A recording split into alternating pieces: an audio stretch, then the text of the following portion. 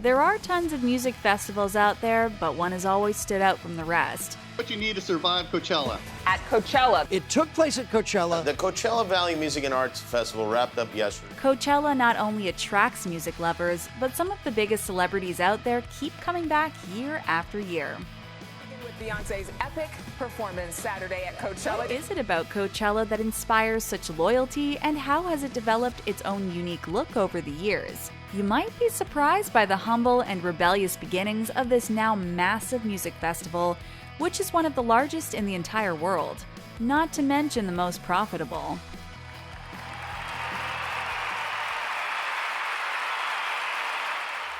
Even if you've never had the opportunity to attend Coachella yourself, it's hard to miss all of the glamorous and glittery event photos. Of course, we get the social media influencers like Kendall and Kylie Jenner, but the festival has no shortage of yearly celeb devotees. These include Vanessa Hudgens, Justin Bieber, Kate Bosworth, and Jared Leto. And then there's the celebrities who might surprise you by showing up, like Clint Eastwood, Emma Watson, and Danny DeVito. To fully appreciate what an incredible achievement today's Coachella is, thank you, and God bless you all. We'll have to take you back to its very beginning. If you've ever had to pay an unreasonably high service fee when trying to purchase a concert ticket, you might not be the biggest fan of Ticketmaster. And if you've ever held a grudge against this ticket distribution company, you're not alone. In the 1990s, the company found itself with a rather surprising enemy, and their conflict would result in one of the biggest music festivals of all time. In the early 90s, grunge band Pearl Jam was at the height of their popularity. They're called Pearl Jam, and here they are in the Late Show studio with Alive. They were churning out hits like Alive, Even Flow, and Jeremy, and people couldn't get enough of them. The band members were well aware of their popularity and decided to use it to their advantage and deliver a huge blow to Ticketmaster. Sports Arena has an exclusive contract with Ticketmaster, but agreed to honor ETM tickets from the Del Mar shows. Pearl Jam was a popular band, but Ticketmaster was a titan in the entertainment industry. They pretty much had a monopoly on ticketing distribution after absorbing their main competitor Ticketron in 1991. Over-the-top service fees aren't even a new phenomenon. Because Ticketmaster controlled the tickets, they controlled the prices. They could charge whatever crazy fees they wanted, and music lovers would have no choice but to empty their pockets if they wanted to see their favorite bands. In 1994, Pearl Jam set the price for their concert tickets at $18.50. They believed anything more than a service fee of $1.80 per ticket was far too much. Ticketmaster was furious and claimed they would be losing money on these transactions. According to Ticketmaster, they would need at least $2 per ticket just to cover their cost, let alone turn a profit. The band may be forced to perform in some Ticketmaster venues in order to reach fans. It was clear they expected Pearl Jam to back down and accept their terms, but the band had no intention of doing so. Still, the media got the impression that Pearl Jam was giving up its battle with Ticketmaster. The band lawyered up, and on May 6, 1994, they filed an official complaint with the Justice Department. The case was brought before Congress, and Ticketmaster's CEO had an interesting defense for his company's actions. He declared, "If Pearl Jam wants to play for free, we'll be happy to distribute their tickets for free." Fred was trying to accuse Pearl Jam of being just as money-hungry as Ticketmaster, but the band wasn't falling for it. If I can't play another show without it being Ticketmaster, or the band can't play, I think we could deal with that. We'll make records. Pearl Jam tried searching for venues that weren't associated with Ticketmaster, but their search turned out to be futile. Much to the dismay of their fans, they skipped a summer tour because they couldn't find non-Ticketmaster venues. Unfortunately, this story doesn't really have a happy ending. The federal investigation into Ticketmaster was dropped, and the company only got larger. In 2011, they merged with Live Nation to become Live Nation Entertainment and further dominate ticketing distribution. Still sidelined by their ongoing dispute with Ticketmaster, the members of Pearl Jam ventured out of Seattle last weekend to play 2 benefit concerts in Washington, D.C. But there was one good thing that came out of Pearl Jam's battle with Ticketmaster, and that was the beginning of Coachella. During their attempts to find non-Ticketmaster associated venues, they ended up playing at some random obscure locations. Or at least they were obscure before Pearl Jam arrived. One of the many locations Pearl Jam found to perform was the Empire Polo Club in Indio, California. Of the 25,000 people who attended, 15,000 of them had to drive anywhere from 2 to 3 hours to get there. But after Pearl Jam took the stage, things there would never be the same. What had once been a relatively unknown venue had proven to be capable of hosting massive musical events. Paul Tillett owned the promotion company Golden Voice and had booked the venue for Pearl Jam. The success of the concert got Paul thinking of what else the Empire Polo Club would be capable of. A few years later, in 1997, Paul was still struggling to get performers out to this desert venue. Golden Voice had a lot of competition, most notably from the much larger SFX Entertainment. It was a grim time for Golden Voice and the venue, both of which were losing money while desperately scrambling to bring in talent. It was time to go big or go home. Paul knew he couldn't compete with SFX Entertainment when it came to booking top-name talent, but maybe he could find a niche. He threw everything he had into putting on a music festival. Instead of focusing on chart-topping artists, he went for trendy performers whose stats didn't yet reflect their popularity. This made it easier to get bookings, and the nature of the festival gave Paul a fighting chance.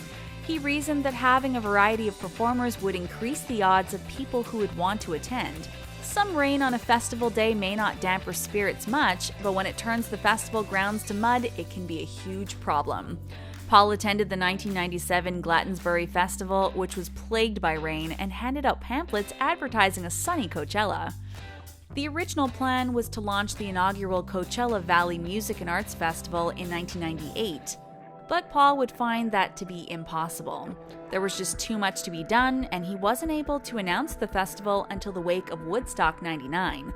But being hot on the heels of Woodstock caused some serious issues and unexpected costs. Woodstock is heralded as one of the greatest music festivals of all times, and has had some truly legendary musical performances. But as far as the technical aspects of a festival, Woodstock has struggled to keep up. The 1999 event was plagued with crimes such as looting, arson, and even violence. Stage. The concert was stopped moments ago, so fire trucks could get in. It was such a disaster that insurance costs for Coachella shot up by 40%, as companies realized what a huge risk festivals could be. And at the time, Coachella was a huge unknown variable, and companies weren't sure if they wanted to take the risk. But for Paul Tillett, backing down wasn't an option. He knew what he could lose if the festival failed and the challenges he would face. Although rain wasn't an issue, keeping tens of thousands of people cool and hydrated was going to be a struggle. His idea was to create an elevated festival experience with plenty of amenities to make attendees feel safe and comfortable. Coachella boasted complimentary water fountains, abundant restrooms, and tents which sprayed a cooling mist. At the time, Paul was so caught up in putting on the festival, he couldn't stop to think about what he was doing. He only allowed himself 2 months between announcing Coachella and staging it, a move he later referred to as financial suicide. And it turned out he wasn't completely wrong about that. The first Coachella was a 2-day-long event which began on October 9, 1999. Originally, the plan was to host a 3-day-long festival, but Paul simply couldn't acquire enough talent to fill out the roster. The headliners were Beck, the Chemical Brothers, Tool, Morrissey, and Rage Against the Machine. Today, Coachella has a reputation for displaying top-tier talent, and playing at the festival is considered an honor. But at the time, these groups were much more obscure and earned Coachella the nickname the Anti-Woodstock. Paul had hoped to bring in 70,000 attendees over the 2-day-long festival, but fell terribly short. He sold 17,000 tickets for the first day and 20,000 tickets for the second. This put Coachella 33,000 attendees behind their goal, and at $50 a ticket, that adds up. That means Coachella came up about $1,650,000 short. Suddenly, all of that free parking and all of those complimentary bottles of water added up. All in all, the festival lost about $800,000. But as any music festival fan can tell you, a good show isn't just about the money. Although the first Coachella was a complete financial failure, in all other respects, it was a huge success. Paul had indeed put on a great show, and Coachella lacked the problems which had plagued Woodstock. Concert goers reported having a great time and didn't have to deal with any of the violence and issues they were used to at the other festivals. Other than the heat and the massive financial hit, everything had gone surprisingly well. Coachella was even named Festival of the Year by Pollstar. Attendees had enjoyed their time at the inaugural Coachella, but they would have to wait a long time before attending another one. The $800,000 loss wasn't easy for Golden Voice to take, especially since they had already been struggling. Coachella was supposed to be what saved the company, but it had just made things worse. According to Paul, the first Coachella set Golden Voice down a bad path for 2 years where the company struggled desperately to survive. However, it wasn't just the fans who supported Coachella. The musicians who performed truly believed in the festival and what Paul was trying to accomplish. Even huge stars like Beck, Toll, and Rage Against the Machine were sympathetic to the company's plight. They agreed to defer their compensation until Golden Voice was in a better place. Although this was generous, it almost meant failure was not an option. Paul wanted to hit the ground running with Coachella in 2000. The plan was to take what they had learned from the first festival, refine the technical aspects, and focus on bringing in new talent. But Coachella wasn't the only music festival on the docket that year, and the market in Southern California was completely oversaturated. With last year's financial hit looming over them, Golden Voice was forced to take a huge step back. Instead of trying to compete with all of the other festivals going on, they decided to hold off for a year. 2000 was the first and only year Coachella didn't happen since its launch in 1999. Instead, fans who wanted to venture out to the Empire Polo Club attended the EDM festival Nocturnal Wonderland. The next year, Coachella was scheduled to take place in April in an attempt to combat the oppressive heat. Golden Voice was worried about once again failing to sell enough tickets and increased the price to $65 per ticket. In 1999, they had trouble filling the festival with 3 days of musical performances, but things were even worse this time around. In 2001, Coachella was only a single day because Golden Voice simply couldn't book enough acts.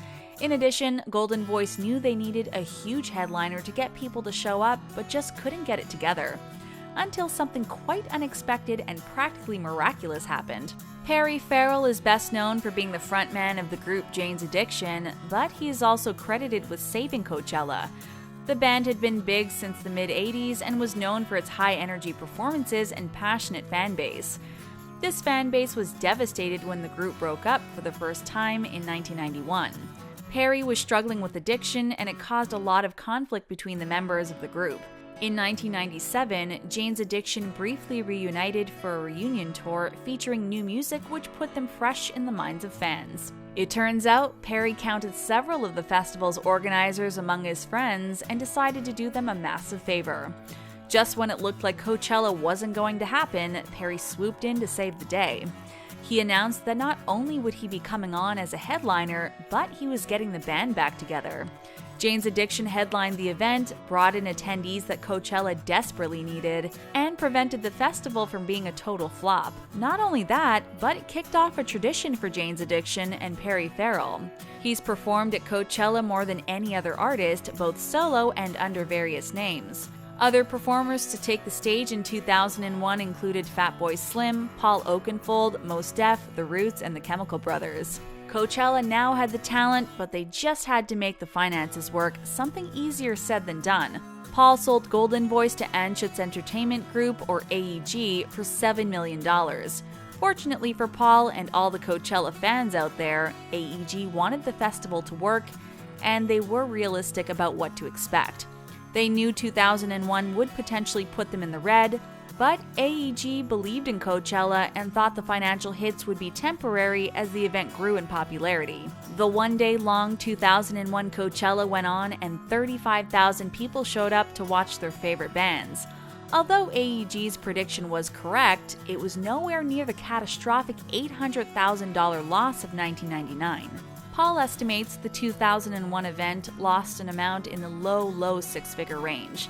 But it was still a loss, and it would be some time before Coachella managed to turn a profit. In 2002, the path to Coachella was even smoother for Paul, who now had the resources of AEG to work with. Although it would be quite a while before Coachella could fill out a 3-day music roster, the festival was at least back for 2 days. In 2002, Coachella was headlined by Bjork and Oasis, and Queens of the Stone Age and Foo Fighters also took the stage. Over 55,000 people attended over the course of the weekend, and the festival very nearly broke even. After 4 years and 3 events, Coachella still had yet to turn a profit and was still in financial trouble. But 2003 was a big year for the festival, which was no longer struggling to bring in talent. The Beastie Boys and the Red Hot Chili Peppers headlined, and Queens of the Stone Age returned. The White Stripes performed, and Iggy Pop reunited with the Stooges following a 28-year hiatus. These groups drew in the largest crowd yet, with 60,000 people attending.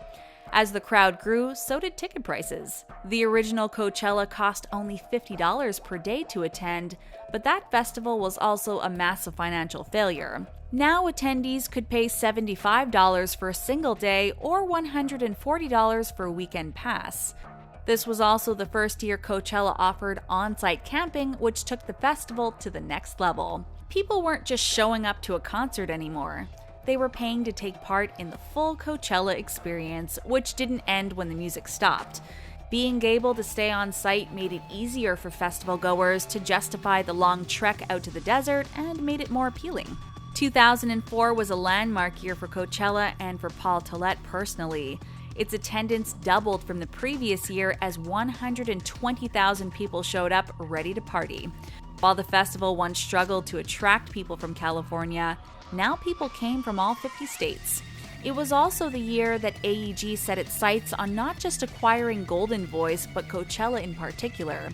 Paul agreed to sell half of Coachella to AEG, along with controlling interest in the festival.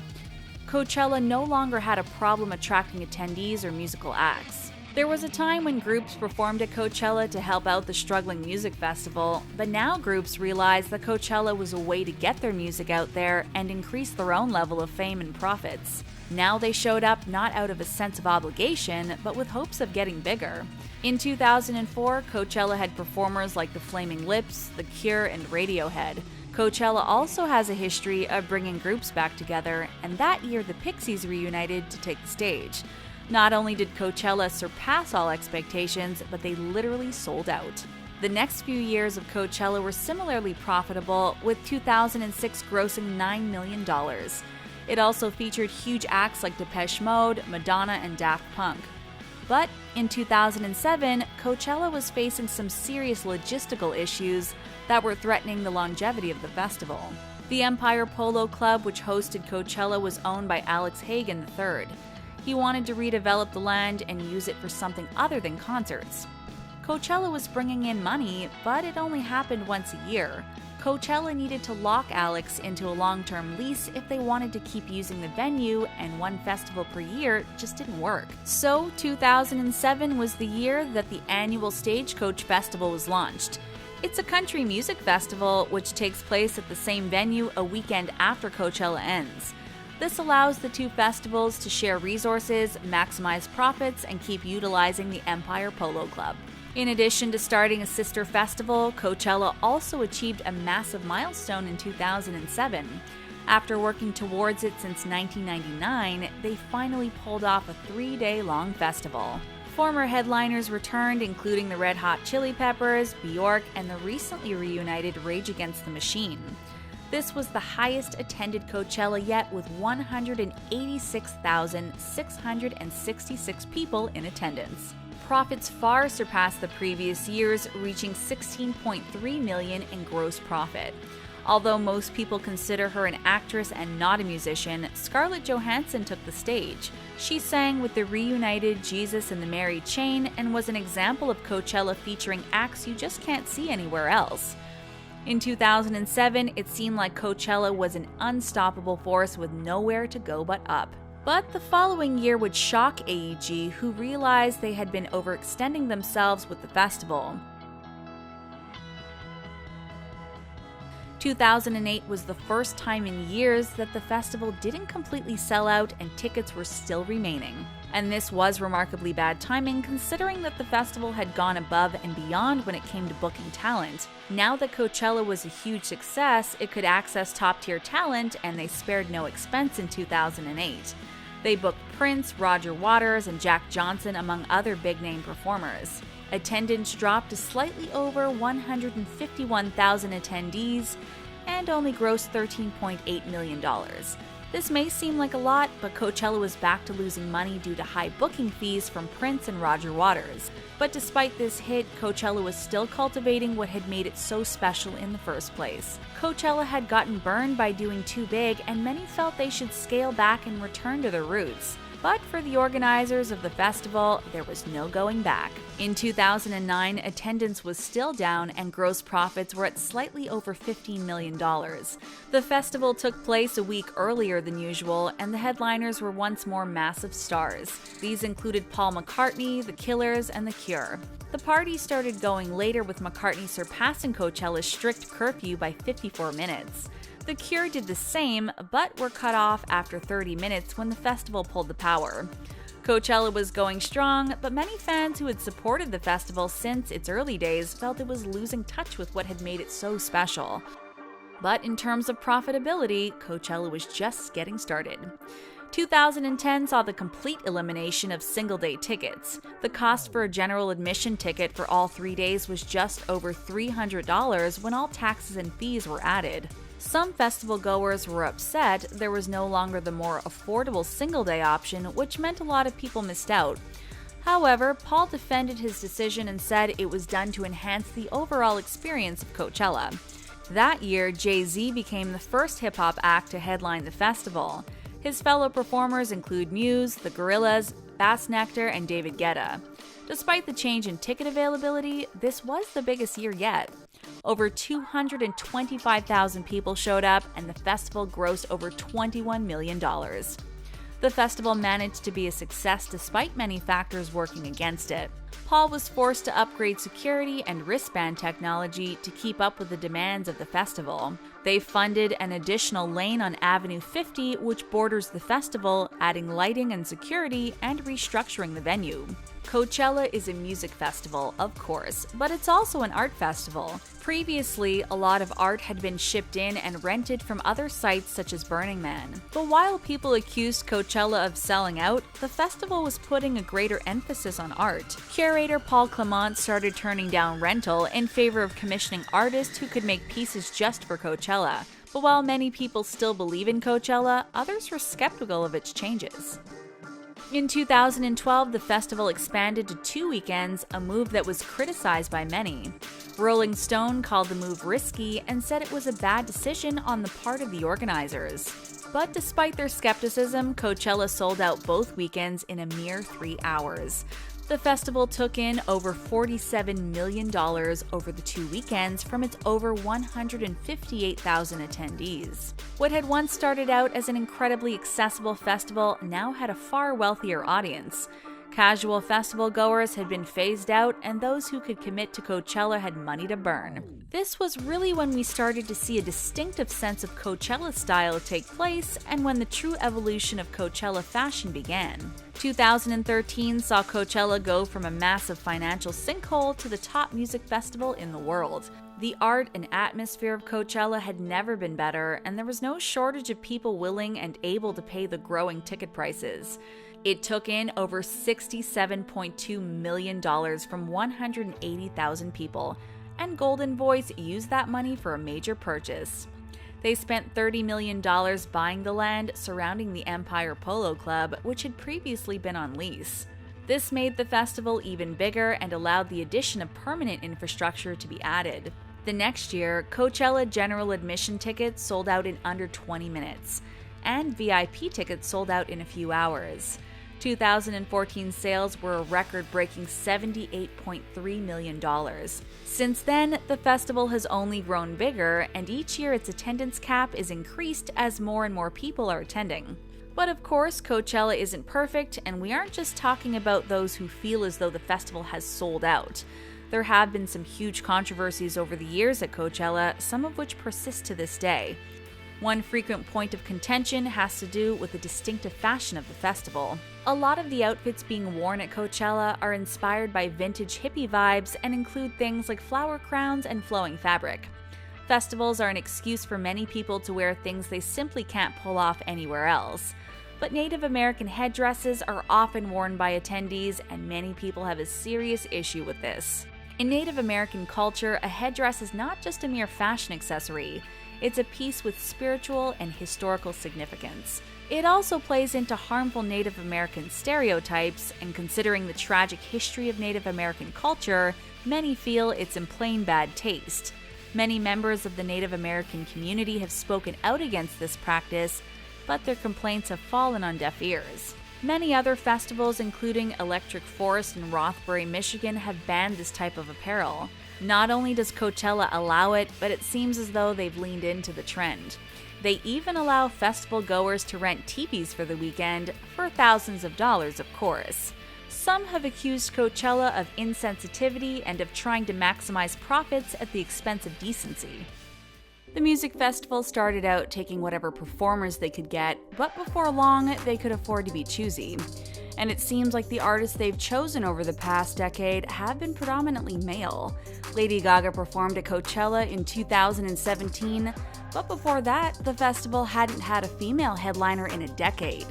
Not only that, but only a single woman had ever headlined the festival up until that point. Bjork was a headlining act in 2002 and again in 2007. In 2018, Beyonce made history by being the first Black woman to ever headline the festival. In 2019, Ariana Grande will become only the fourth female headliner in the history of Coachella, as well as the youngest artist to headline. It seems like female acts are finally starting to get the respect they deserve, but many fans couldn't help but wonder why it took so long to happen. Unfortunately, this isn't a Coachella-specific issue, but it's something many festivals are guilty of. There's no shortage of celebrities who can't get enough of Coachella, both as performers and visitors. It's where Kylie Jenner first met Travis Scott, and it seems like the same folk return year after year. But despite depending on them for its success, Coachella doesn't have a great track record when it comes to treating its celebrity guests well. One of the benefits of going to a festival like Coachella is that the security is in full force. This means festival goers can experience a safe environment. But sometimes security goes too far. They're very protective of who is allowed to go backstage, and even being a celebrity doesn't get you a free pass. In 2015, Justin Bieber tried to get backstage by using the artist entrance while Drake was performing. He was told the area was at capacity, but Justin insisted he had been personally invited by Drake. When the situation escalated, Justin refused to leave, and a security guard ended up placing him in a chokehold. While general admission tickets cost hundreds of dollars and VIP experience costs thousands, celebs are making money just by showing up. It makes sense considering how much press and social media attention is focused on Coachella. Lea Michele earned $20,000 just by showing up in Lacoste clothes, while Coachella veteran Vanessa Hudgens makes around $15,000 per festival. Kate Bosworth reportedly won't attend for less than $30,000, while Joe Jonas will be there for $20,000. They believe the festival is no longer about the music, but is just a massive cash grab at this point. But there are those that point to what truly is interesting and unique about Coachella. Despite their issues with equality, they do obtain some truly incredible talent and have helped increase visibility for many artists. 2019 will feature the popular K-pop band Blackpink, making them the first female K-pop band to perform at Coachella. Coachella making the leap from 2 to 3 days and getting rid of single-day passes marked a huge change in the spirit of the festival. These days, Coachella is about the experience more than anything else, and plenty of people are willing to forego the music entirely. It may seem strange considering Coachella is a music festival, but there is no shortage of people who are just there to party. Nochella culture is a thing, and it's made up of people who are just there to have a good time. Nochella means enjoying the Coachella lifestyle without actually taking part in the festival itself.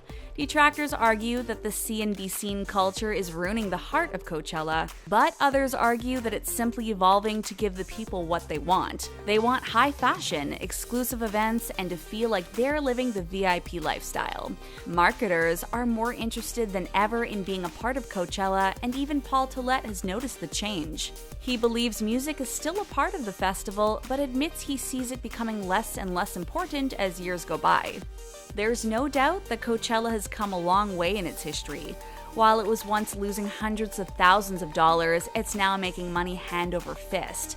And it's no longer just a music festival, but an entire culture that has sprung up around its desert location. From the clothes people wear to the way they party, Coachella is changing the game, and it's not going away anytime soon.